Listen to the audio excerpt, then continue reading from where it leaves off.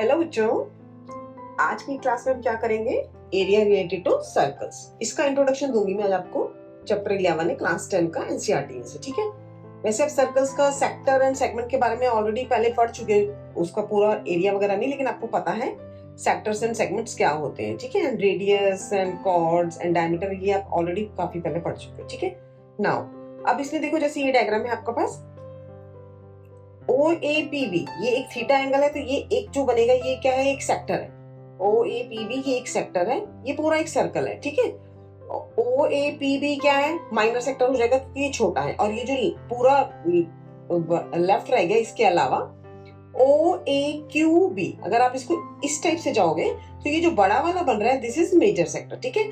O A P B अगर आप उसके अकॉर्डिंग जाओगे तो ये माइनर है, एंड ओ ए क्यू मतलब हमको ओ ए के बाद क्यू इस तरफ जाना है, Q B this is major sector, okay. Similarly segments में क्या है? एक कॉर्ड है, टू सेगमेंट्स में डिवाइड करती है सर्कल को, ठीक है। A B is a chord, तो ए पी बी ये हमने बनाया, ये क्या हो जाएगा? माइनर सेगमेंट हो जाएगा। एंड ए क्यू बी ऐसे जाओगे आप तो ये क्या हो जाएगा? मेजर सेगमेंट हो जाएगा। ए पी बी एक आपके सर्कल की आर्क भी है, और अगर ए पी बी आप ऐसे कॉर्ड के साथ ले रहे हो खाली, this is a minor segment and this A Q B is major segment. जो आपको जैसे आपको डिफाइन करा ना, ए बी कॉर्ड लिखा है, ए पी बी मतलब आपको ए पी जिस तरफ है उस तरफ जाना, तो ये माइनर हो गया, ये मेजर हो गया, ठीक है। नाउ अब इनके एरियाज के फॉर्मूले हैं जो हम इस एक्सरसाइज में मतलब यूज करेंगे 11.1 में, 10.1 में सॉरी, तो हम वो अभी पढ़ते हैं, ठीक है। ओके, नाउ अब एरिया फाइंड करने के लिए क्या है आपके पास? Area of a sector.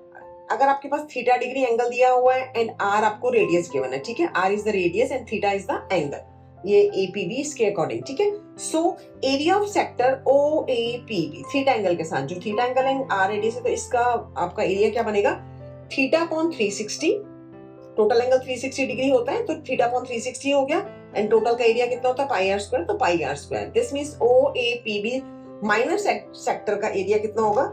Theta upon 360 multiply pi are square. अब अगर आपको मेजर का निकालना है, तो मेजर का निकालने के लिए क्या करेंगे? मेजर आपका ये वाला है ओ ए क्यू बी, ये पूरा मेजर है, तो इसमें आपके पास पूरा एरिया कितना होता है सर्कल का? पाई आर स्क्वायर होता है। पाई आर स्क्वायर में से अगर आपने ये माइनर वाला माइनस कर दिया, area of minor sector O A P B, तो आपके पास ओ ए क्यू बी का आ जाएगा, ठीक है।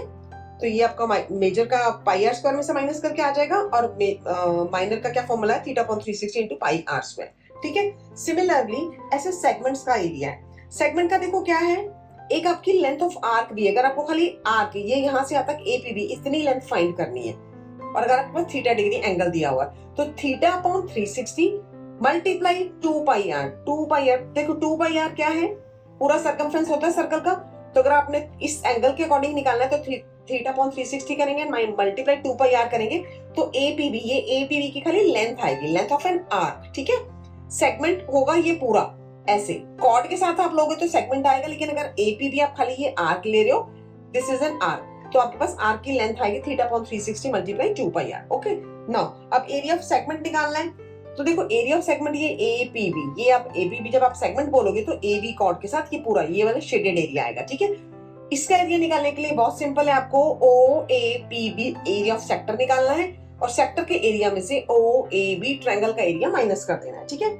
Area of sector O A P B minus area of triangle O A B, ये आ जाएगा आपके पास APB area of minor segment, ठीक है। और अगर आपको मेजर सेगमेंट का निकालना है, तो मेजर सेगमेंट के लिए फिर सिंपल है, पाई आर स्क्वायर। मेजर सेगमेंट क्या होता है? पूरे सर्कल का एरिया पाई आर स्क्वायर होता है, तो पाई आर स्क्वायर में से अगर माइनर सेगमेंट को माइनस कर दोगे तो ये जो लेफ्ट रह गया वो पूरा आपका आ जाएगा, ठीक है। अब देखो एरिया ऑफ ट्रायंगल के लिए आपको क्वेश्चन के अकॉर्डिंग करेंगे, जो आपको एंगल दिया होगा उसके अकॉर्डिंग, या आरएचएस का फॉर्मूला लगेगा, या हीरोज फॉर्मूला लगेगा, या इक्विलेटरल ट्रायंगल बनेगा, जो भी बनेगा वो क्वेश्चन के अकॉर्डिंग हम उसमें एरिया ऑफ ट्रायंगल का निकालेंगे। एक ट्रायंगल आप पहले पढ़ चुके हो, तो जो हमारा फॉर्मूला यूज होगा वो लगा लेंगे, एंड सेक्टर के एरिया में से ट्रायंगल का एरिया माइनस करेंगे, तो हमारे पास सेगमेंट का एरिया आ जाएगा, ठीक है।